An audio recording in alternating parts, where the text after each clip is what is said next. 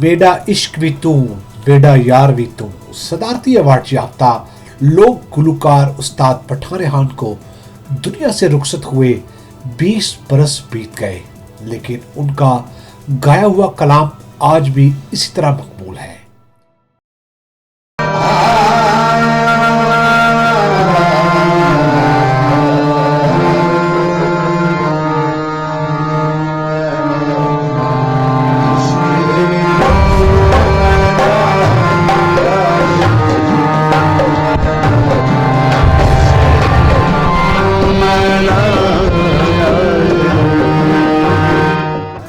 सुफियाना कलाम में जो मुकाम पठान खान को हासिल हुआ वो बहुत कम गुलकारों को नसीब हुआ।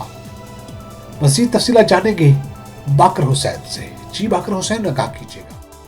जी बिल्कुल कोटादू, सूफियाना कलाम में जो मकाम पठान खान को हासिल हुआ बहुत कम गुलकारों को नसीब हुआ। अजीम लोकल फनकार उस्ताद पठान खान 1920 में कोटादू के नवाई गांव तब्बूवाला में पैदा हुए। इनका असल नाम गुलाम मोहम्मद था, लेकिन शोहरत पठान खान के नाम से हासिल हुई। पठान खान ख्वाजा गुलाम फरीद, सच्चल सरमद शाह हुसैन और वारिस शाह सुल्तान बहू के आरफाना कलाम का शोहरत की बुलंदियों पर पहुंचकर उस्ताद पठान खान की 20वीं बरसी अकीदत व एहतराम के साथ मनाई जा रही है। इनके बेटे शागिर्द इकबाल पठान खान का कहना था कि बरसी के मौके पर घर में कुरान ख्वानी और खैरात की जाती है। उस्ताद पठान खान के शागिर्द आज भी इनकी गायकी को आगे लेकर चल रहे हैं। शागिर्द का कहना था कि पठान खान का ना कोई सानी था ना इनकी है, मेहनत की वजह से इन्होंने नाम कमाया है।